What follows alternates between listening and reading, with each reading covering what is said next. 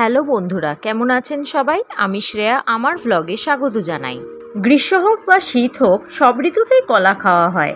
অনেক বাড়িতে নিয়মিত কলা আনা হয়।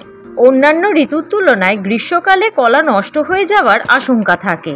অনেক সময় কলা বেশি পরিমাণে কেনা হলেও নষ্ট হয়ে যায়। এমন পরিস্থিতিতে কিছু সহজ পদ্ধতি অনুসরণ করলে কলা দীর্ঘদিন সতেজ থাকে। দেখে নিন অসাধারণ কিছু টিপস নাম্বার 1, কলার কাণ্ড ঢেকে রাখুন। কলার কাণ্ড থেকে নির্গত হওয়া ইথিলিন গ্যাস তাড়াতাড়ি কলা পাকাতে সাহায্য করে। তাই প্লাস্টিক বা অ্যালুমিনিয়াম ফয়েল দিয়ে কলার কাণ্ড মুড়ে যদি রাখেন তবে কলা অনেক দিন ভালো থাকে। টিপস নাম্বার 2, কলা যেভাবে ফ্রিজে রাখবেন। ফ্রিজে ভুলেও একসঙ্গে একগুচ্ছ কলা রাখবেন না। এমন করলে কলার খোসা দ্রুত নষ্ট হয়ে যায়। পাকা কলা ফ্রিজে রাখলে অনেক দিন পর্যন্ত ভালো থাকে। কলার খোসা ছাড়িয়ে টুকরো করে কেটে এয়ারটাইট কন্টেনারে ভরে ফ্রিজে রাখুন। এতে কলা বেশ কিছুদিন ভালো থাকে। আবার বেশি দিন পর্যন্ত কলা ভালো রাখতে চাইলে রেফ্রিজারেটরের পরিবর্তে ফ্রিজারে রাখুন। ফ্রোজেন কলা 30 দিন পর্যন্ত ভালো রাখা যায়।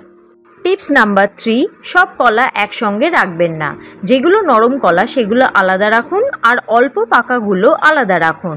পাকার সাথে কাঁচা রাখলে একসাথে সব পচে যাবে। টিপস নাম্বার 4, কলা ঝুলিয়ে রাখুন।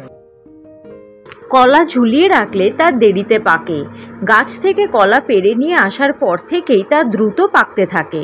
কলার কাণ্ডে ইথিলিন গ্যাস থাকে, যা নির্গত হতে শুরু করলে এমনটি হয়।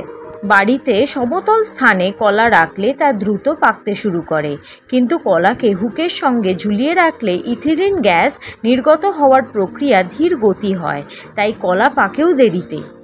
আজ এখানেই ভিডিওটা শেষ করছি। ভালো লাগলে প্লিজ লাইক, শেয়ার আর সাবস্ক্রাইব করবেন।